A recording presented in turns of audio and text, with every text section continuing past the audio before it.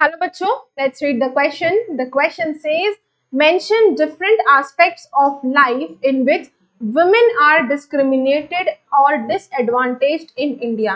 तो आपको बताना है, आपको मेंशन करना है, बताना है वो डिफरेंट एस्पेक्ट्स वुमेन्स के, औरतों के जिंदगी के, जहां जहां उनको डिस्क्रिमिनेट किया गया है, यानी जहां भेदभाव करते हैं उनके साथ, और वुमेन्स जहां जहां डिसएडवांटेज्ड है इंडिया में. So the answer is, in the patriarchal society of India, women face disadvantage in India. तो क्या क्या है पॉइंट्स देखते हैं. पॉइंट नंबर 1 है, women have always been deprived of equal access to education. तो पॉइंट नंबर 1 कह रहा है कि औरतों को, वुमेन को हमेशा क्या हुआ कि एजुकेशन का एक्सेस इतनी इजीली नहीं मिला, बराबरी से एजुकेशन का राइट अधिकार नहीं दिया गया है.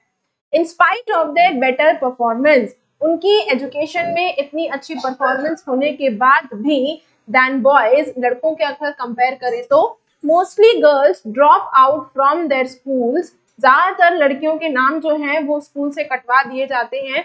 क्यों? As parents prefer to spend money on their sons education. क्योंकि पेरेंट्स यानी माँ बाप जो हैं वो बेटे की एजुकेशन पर, बेटे के, लड़कों की पढ़ाई लिखाई पर पैसा खर्च करना ज्यादा अच्छा समझते हैं, उसको ज्यादा प्रेफर करते हैं as compare to girls. Point number 2 है, इक्वल रेम्यूनरेशन एक्ट 1976. इस एक्ट के तहत क्या हुआ है, provides the equal wages for equal work. यानी जो वेजेस हैं, जो मजदूरी करके जो पैसा मिलता है, चाहे वो आदमी का हो चाहे वो औरत का काम हो, दोनों को बराबरी के वेजेस दिए जाएंगे. बट इन एक्चुअल प्रैक्टिस, लेकिन हकीकत में, एक्चुअल प्रैक्टिस में ग्राउंड रियलिटी क्या है, almost in all sectors women are paid less than men. सारे सेक्टर्स में अगर आप देखें तो औरतों को आदमियों के कंपैरिजन में कम ही पैसे दिए जाते हैं. Even when both do exactly the same work, जबकि औरत हो चाहे आदमी हो, दोनों एक ही तरह का काम कर रहे हैं, लेकिन औरतों को आदमियों के मुकाबले कम पैसे दिए जाते हैं. ऑन एन एवरेज, औसतन अगर बात करें तो, an Indian women works 1 hour more than an average man every day. कि एक इंडियन वुमेन जो है, एक औरत जो है, वो 1 घंटा ज्यादा काम करती है अगर कंपेयर करें आदमियों से, लेकिन yet much of her work is not paid. जो वो 1 घंटा एक्स्ट्रा काम कर रही है उसको, उसका वो पैसा भी नहीं दिया जाता, and therefore often not valued. और उसके वो 1 घंटा जो एक्स्ट्रा काम कर रही है उसकी कोई वैल्यू भी नहीं की जाती है.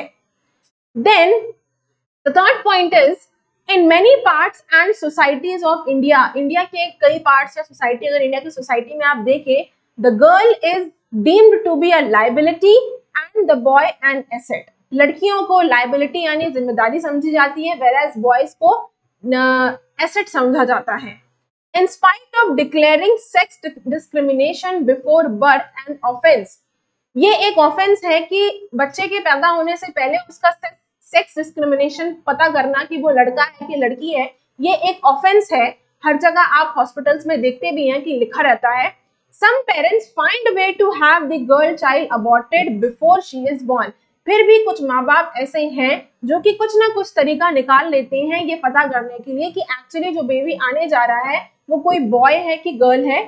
Due to such sex selective abortions, इस तरह के अबॉर्शंस के लिए क्या किया गया है, the national child sex ratio has declined to 919 in 2011 in some places.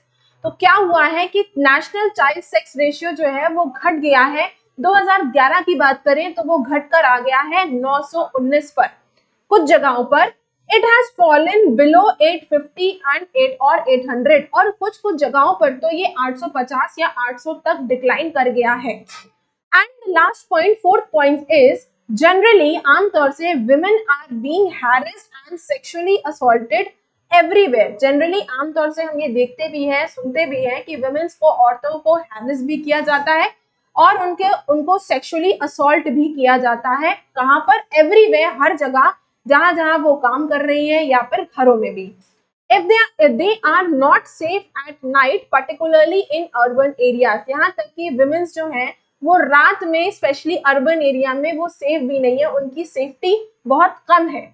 They also face various forms of domestic violence. Such as beating and harassment. साथ ही साथ वुमेन्स जो हैं उनको बहुत सारे तरीकों का, बहुत सारे डोमेस्टिक वायलेंस का भी सामना करना पड़ता है, जैसे कि मारपीट हो गई या खाना पीना ना देना। So I hope you understood the question as well as the answer. Best of luck.